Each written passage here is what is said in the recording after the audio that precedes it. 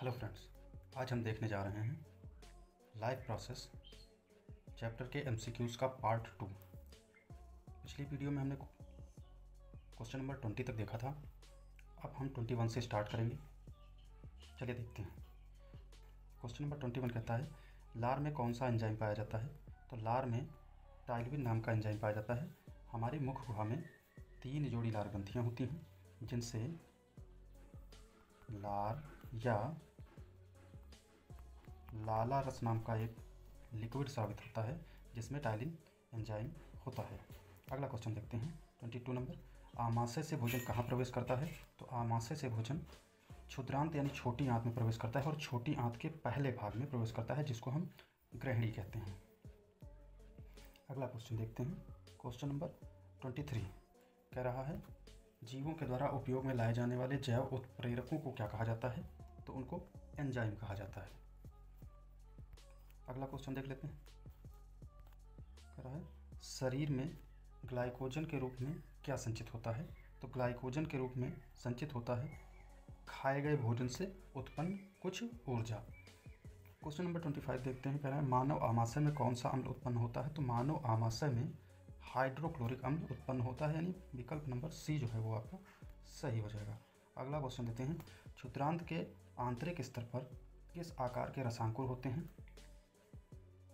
तो अगर सबसे पहली चीज़ अगर हम रसांकुर के बारे में समझें तो रसांकुर छोटी आंत की भीतरी सतह पर पाई जाने वाली कुछ संरचनाएं होती हैं, जो पचे हुए भोजन से पोषक पदार्थों को अवशोषित करके पास में रुधिर वाहिनियों में उपस्थित रुधिर में इनको भेज देती हैं। रसांकुर को कुछ और नामों से जाना जाता है। इनको विली कहा जाता है, इनको विलाई भी कहा जाता है और इसको दीर्घरोम भी कहा जाता है। ये चीज़ ध्यान रखेंगे, ठीक है। अब देखिए, कह रहा था क्षुद्रांत के आंतरिक स्तर पर किस आकार के रसांकुर होते हैं? तो ये उंगली के आकार के रसांकुर होते हैं, यानी विकल्प नंबर ए जो है वो आपका सही हो जाएगा। अगला क्वेश्चन कह रहा है, निम्न में से कौन सा विटामिन केवल जल में घुलनशील है? तो अगर हम विटामिन की बात करें तो विटामिन बेसिक तौर पर 2 टाइप के हैं, एक जल में घुलनशील और एक वसा में घुलनशील।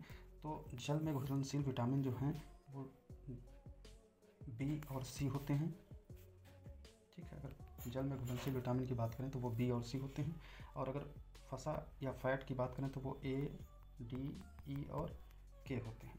तो यहाँ पर इस हिसाब से विटामिन बी आपका जो है वो बिल्कुल सही उत्तर होगा, ठीक।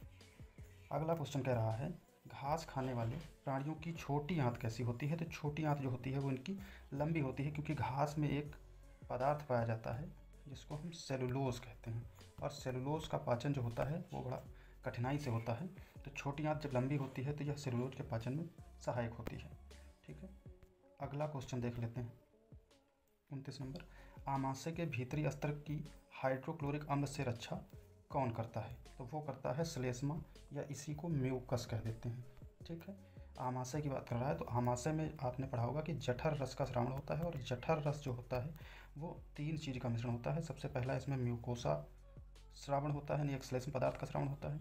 एक इससे एसिड या एक अम्ल का श्रावण होता है, जिसको हम HCl कहते हैं, और तीसरा कुछ एंजाइम्स इससे जो है श्रावित होते हैं, ठीक है।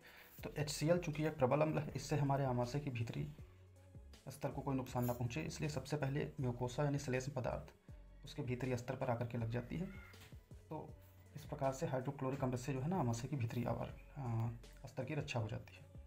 अगला क्वेश्चन देखेंगे, आहार नाल का कौन सा भाग यकृत से पित्त रस प्राप्त करता है?